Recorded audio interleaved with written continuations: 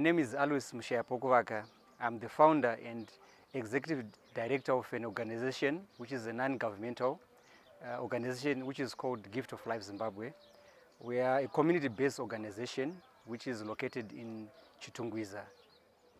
Growing up, I never imagined myself, being a widower at a young age.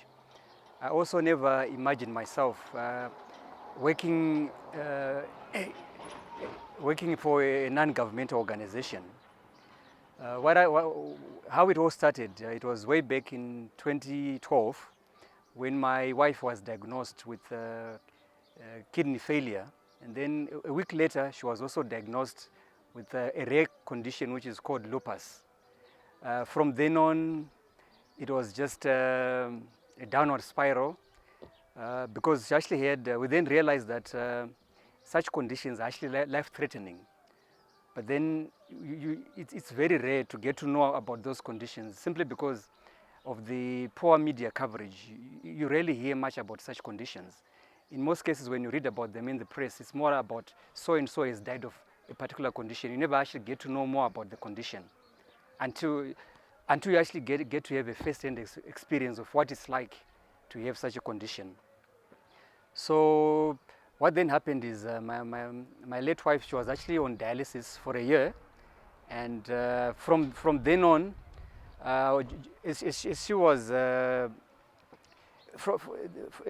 from then on, we then realized that we're not the only ones who were facing such a challenge.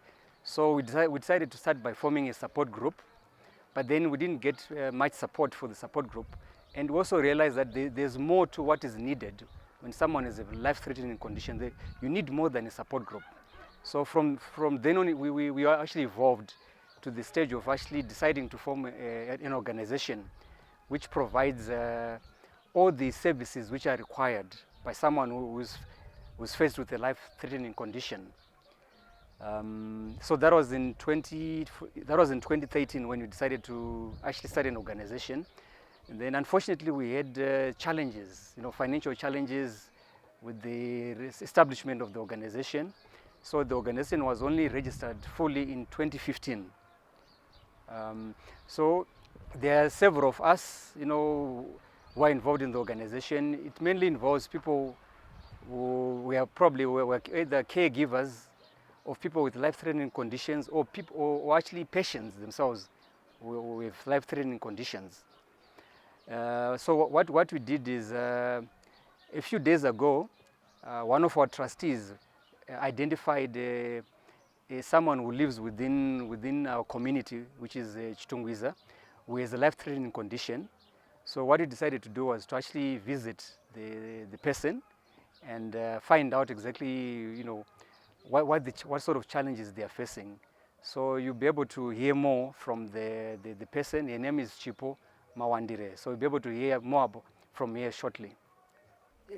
As Gift of Life Zimbabwe, we realize that in as much as there are so many service providers, from the government to non-governmental organizations and even private organizations, who are actually doing their best to take care of people who have life-threatening conditions. As Gift of Life Zimbabwe, we realize that there are gaps, right, in terms of service provision. So because of those gaps, some patients, especially the patients who are vulnerable in terms of not having enough financial resources, they have a tendency of actually, seeing that their conditions are already life-threatening. So because of their vulnerability in terms of not having enough in terms of finances, such patients actually, for them, being diagnosed with a life-threatening condition ends up becoming more of a death sentence, So as Gift of Life Zimbabwe, our mission is to actually intervene in such cases, so that we can, in as much as someone may be having a life-threatening condition, as Gift of Life Zimbabwe, would like to make sure that at least the person, in terms of the quality of life, try at least to improve their quality of life. So for their quality of life to improve, that will involve things like making sure that in terms of their diet, they are covered, In terms of medication, they are covered. In terms of procedures, it might be in terms of even transport, or it could be even accommodation. Whatever it is that can actually improve the quality of life of people that are faced with life-threatening condition, we'll do our best to be able to assist. At the moment, we're a small organization, so the best we can do at the moment is maybe to identify such people, and then after we've identified them, we can maybe try to raise awareness. We can try to even offer them psychosocial support. Personally, I experienced what it's like to live with someone with a life-threatening condition, so at least I can sort of relate. So I may not be able we may not be able to provide in terms of things like medication or even consultation, but at least we realize that just having someone who understands what you are going through, it helps a lot, right? So the person you are going to be hearing more from, Chipoma Mawandire, what happened is in 2012 she started having she was having problems with one of her eyes. She was actually employed at the moment, and then she went to they went to the hospital, and later on she was diagnosed with cancer, and she actually had because of the cancer she had surgery which resulted in the removal of her left eye. So at the moment, and then her employer at the moment ended up struggling to provide her with the help that she needed. So eventually she was dismissed, and right now she's facing so many challenges. Chipo Mawandire, she is a widow. She's also a grandmother. She's a mother of one. She's being looked after by one of her sisters. The situation is really desperate. She's not employed, as I said, and so is her sister. So they are in desperate need of support. They are doing their best, with the little resources they have. But I mean, given that she has a life-threatening condition, the way I see a life-threatening condition, it's more like oxygen, right? We all need oxygen. Whether you have money or you don't have money, without oxygen you cannot survive. So it's the same thing with the life-threatening condition. If you don't get the services that you require, whether you have you may have the money or you may not have the money, but the important thing is having prompt prompt medical attention when you need it.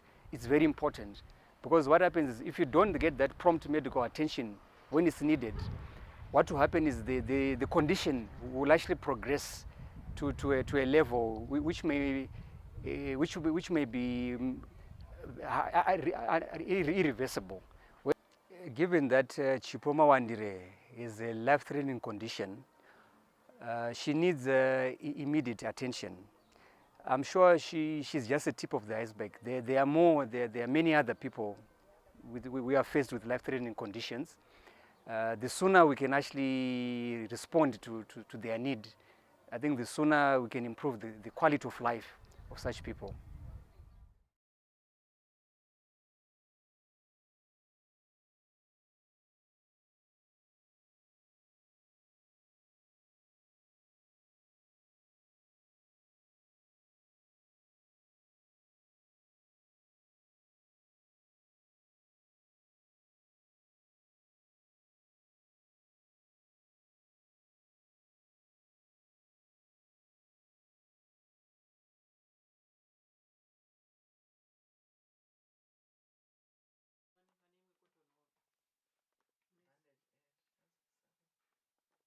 Matandawari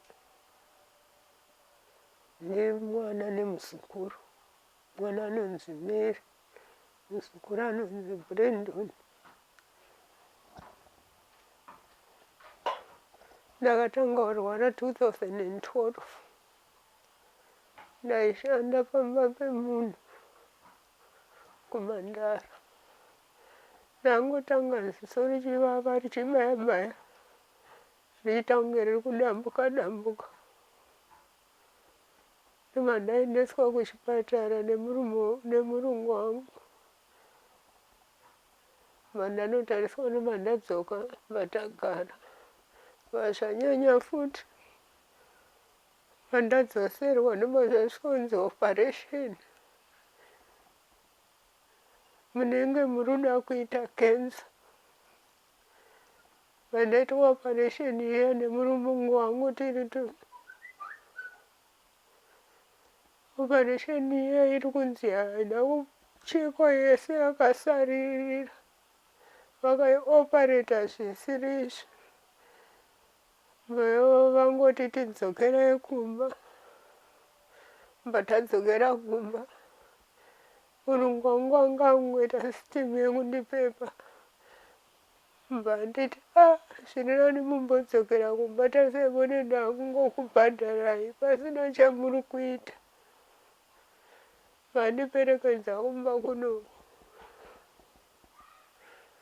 Vandasvika ndobva ndagara. Ronda richingopora richingokura. Ronda richingokura. Ndodzokerazve kuchipatara kuya vasvikoti vari kuda mari. Ipapo ndakanga ndisina kana mari. Panapa ndandisina kana mari. Pandaya ndagara. So ronda rakasvika pakudyika rega. Kuita ziburi.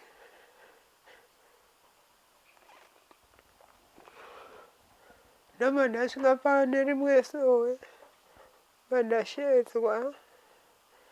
Vanzi uyai pano. Vandaenda. Zvikadzi nemukuru wacho. Bvisai chidhuku chamakasunga. Vandabvisa chidhuku chandakasunga zvikanzi bvisai kuseri kwenyu.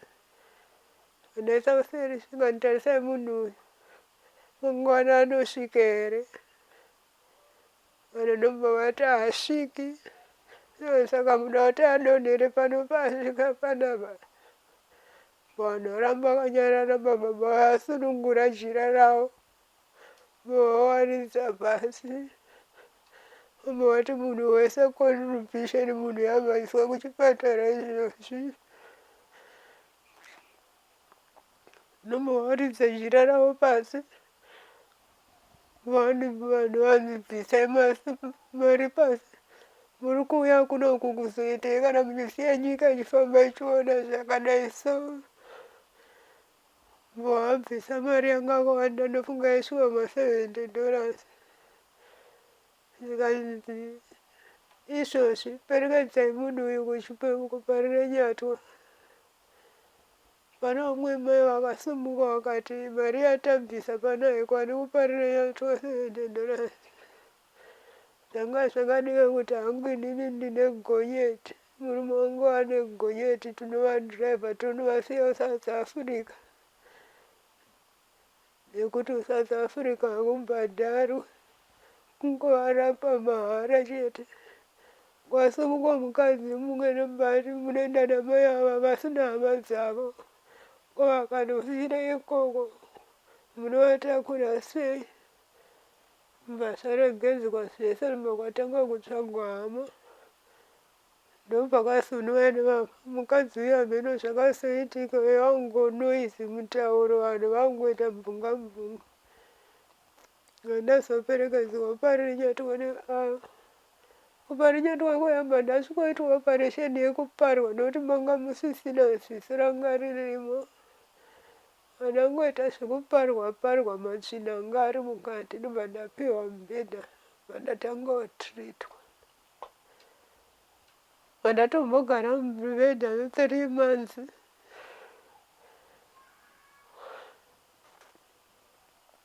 Kwambva watanga kutaura kuti ndoda kuitwa scan.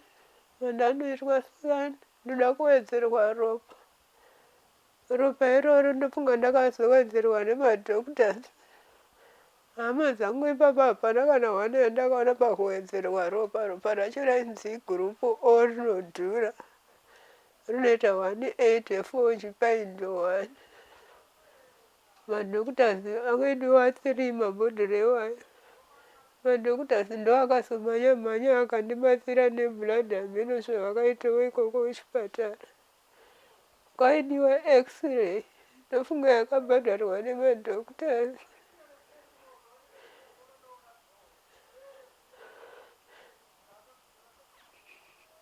Ndobva tagara ndirimo muchipatara imomo.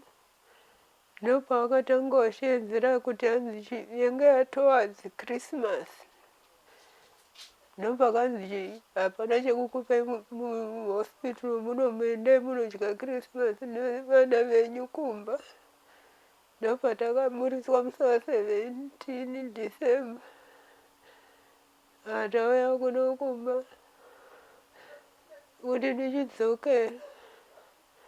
Kwakuti hanzi maaraiti tiri kuda scan. Inonzi scan ne-x-ray neblood mudzokere kuradiotherapy. Muchinorapwa kuradiotherapy kuti ronda riomeswe.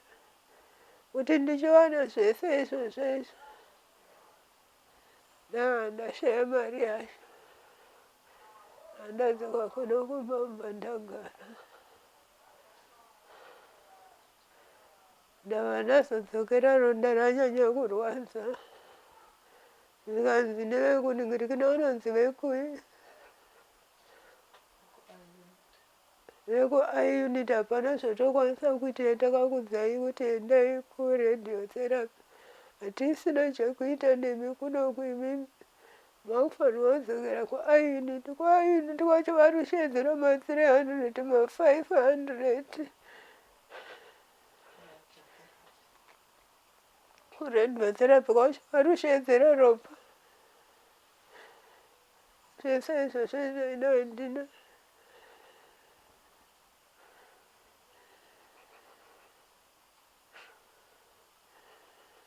Ndaenda kutsamba yekusocial welfare.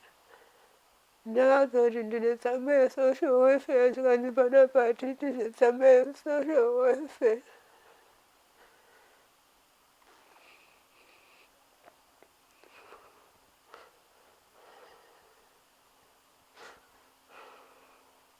Handikwanisi kufamba panoti panapa. Asi ukwanisa kunyatsodya. Hapana zvandinodya porridge chete netii.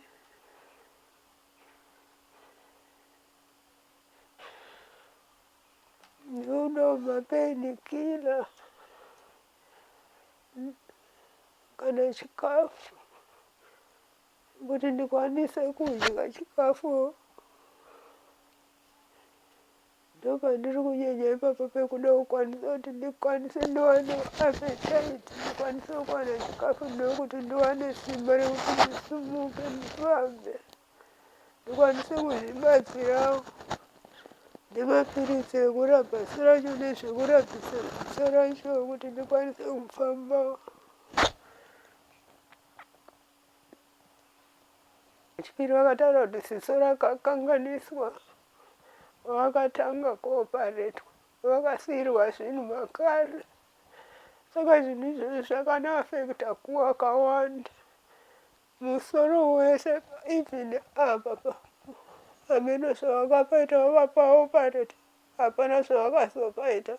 Vari kungobudaurwa.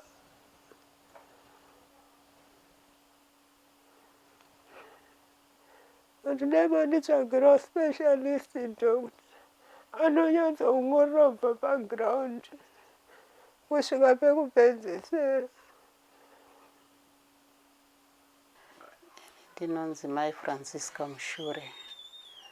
Ndiri member ye-Gift of Life. Ndogara muno muJ. Organization yandinofamba nayo kana kuti yandoshanda ndiri mairi. Inonyanya kutarisa non-communicable diseases. Asingakurumidzi kuonekwa nevanhu kana kuonekwa kuti anokuvadza zvakanyanya kana kuti aine effect yakanyanya kuvanhu. Plus kunyangwe rate yevanhu vanofa nekuda kwemadiseases iwayo hainyanye kukurumidza kuonekwa kana kuevaluatwa muhospitals kazhinji. Tinozongonzwa kuti either munhu anga aine BP, munhu anga aine cancer, vachingoitwa sema 1-1, but vakaedwa vanhu ivavo kupera kwemwedzi kunoonekwa kuine total yevanhu vakashaya vakawanda. Madhoktors vaakuidentify kuti afa nechakati, asi pakati apa vanhu vanenge vachingofamba zvavo, asi zvirwere izvozvo zviri mavari.